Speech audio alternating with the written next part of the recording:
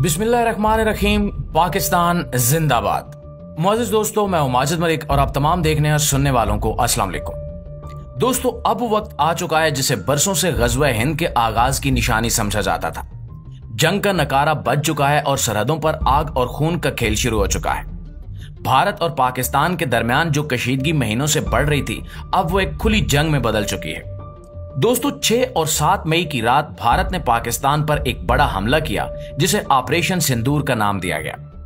भारत ने मुजफ्फराबाद, कोटली, बाग, भिंबर, गोलपुर, बहावलपुर, मुरीदके और सियालकोट जैसे इलाकों को निशाना बनाया। इन हमलों में भारत का दावा था कि वो दहशतगर्द तंजीमों के ठिकानों को तबाह कर रहा है, लेकिन हकीकत में ये हमले आम शहरियों, बच्चों और खवातीन पर किए गए, जिनमें दर्जनों मासूम शहरी शहीद और जख्मी हुए।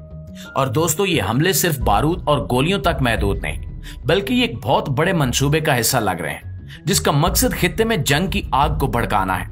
और ये वही लम्हा है जिसका जिक्र कई लोग ग़ज़वा हिंद के तनाजुर में करते नजर आ रहे हैं। लेकिन पाकिस्तान ने अल्हम्दुलिल्लाह इस हमले का जवाब वो दिया जिसकी तवक्को दुनिया कर रही थी और जिसे तारीख में याद रखा जाएगा। पाकिस्तानी फिजाइया के शाहीनों ने भारतीय फिजाइया के 5 कीमती तैयारे गिरा दिए, जिनमें जदीद राफेल और Su-30 तैयारे शामिल थे।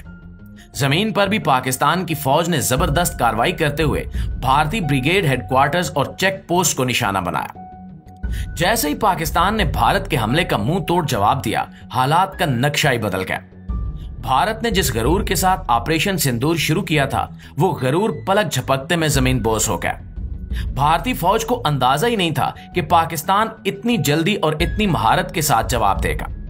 मुजफ्फराबाद, कोटली, बाग, भिंबर, गोलपुर, बहावलपुर, मुरीदके और सियालकोट के महाजों पर जैसे ही पाकिस्तान की जवाबी कार्रवाइयां शुरू हुई, भारतीय फौजी चौकियों पर अफरा तफरी मच गई।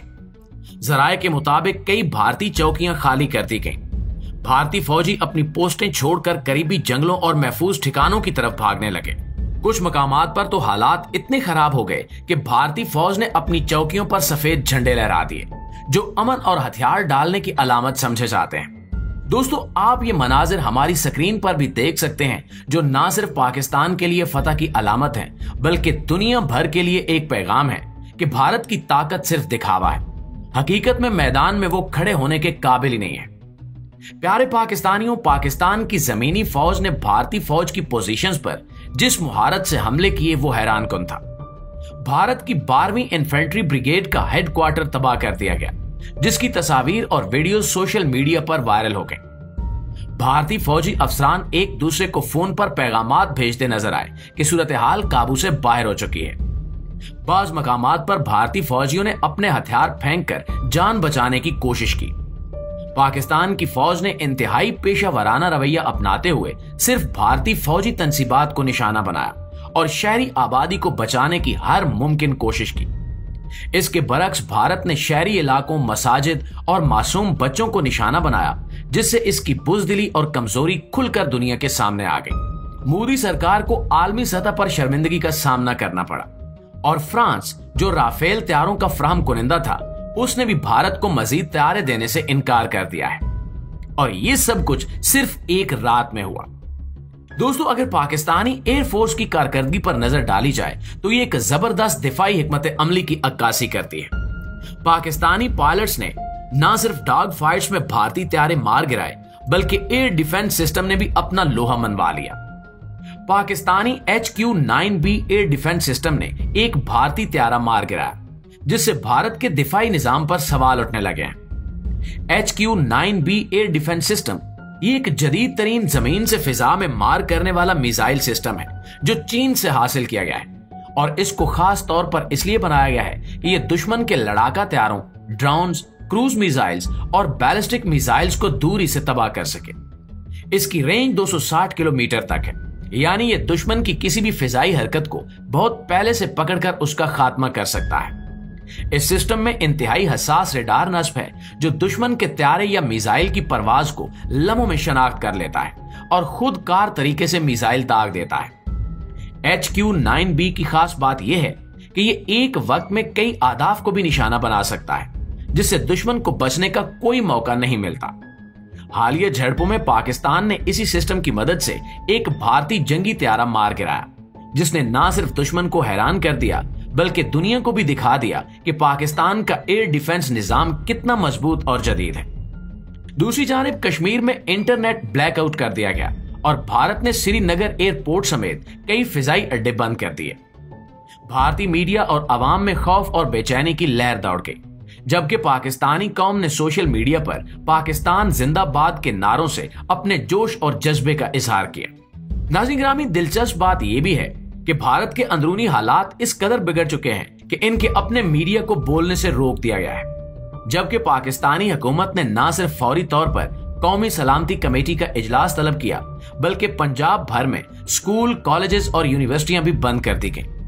इस फैसले का मकसद शहरियों की हिफाजत को यकीनी बनाना था, क्योंकि हालात किसी भी वक्त मजीद खराब हो सकते थे। अब यह भी बताया जा रहा है कि सियाचिन ग्लेशियर के करीब भी भारतीय फौजी चौकियों पर पाकिस्तानी अफवाज की गोलाबारी से शदीद नुकसान हुआ है और भारतीय फौजी पीछे हटने पर मजबूर हो गए हैं। आलमी सतह पर भी इस सूरत हाल पर तशवीश का इजहार किया गया है और अक़वाम मुत्तहिदा के सेक्रेटरी जनरल ने फौरी तहम्मुल की अपील की है।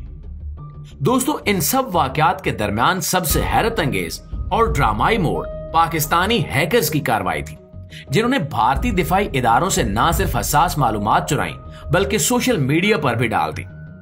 भारत के जदीद हथियारों, नए जहाजों के आर्डर और आने वाले बरसों के मंसूबे सब कुछ दुनिया के सामने आ गया। इस सब के बावजूद पाकिस्तान ने भारतीय शहरियों को निशाना बनाने से गुरेज किया और सिर्फ फौजी आदाफ को निशाना बनाकर दुनिया को एक मैच्योर और जिम्मेदार रियासत होने का सबूत दिया। ये बात बहुत आम है, क्योंकि भारत ने न सिर्फ फौजी बल्कि शहरी इलाकों को निशाना बनाया था, जिससे बड़े इंसानी अलमिये का खदशा पैदा हुआ।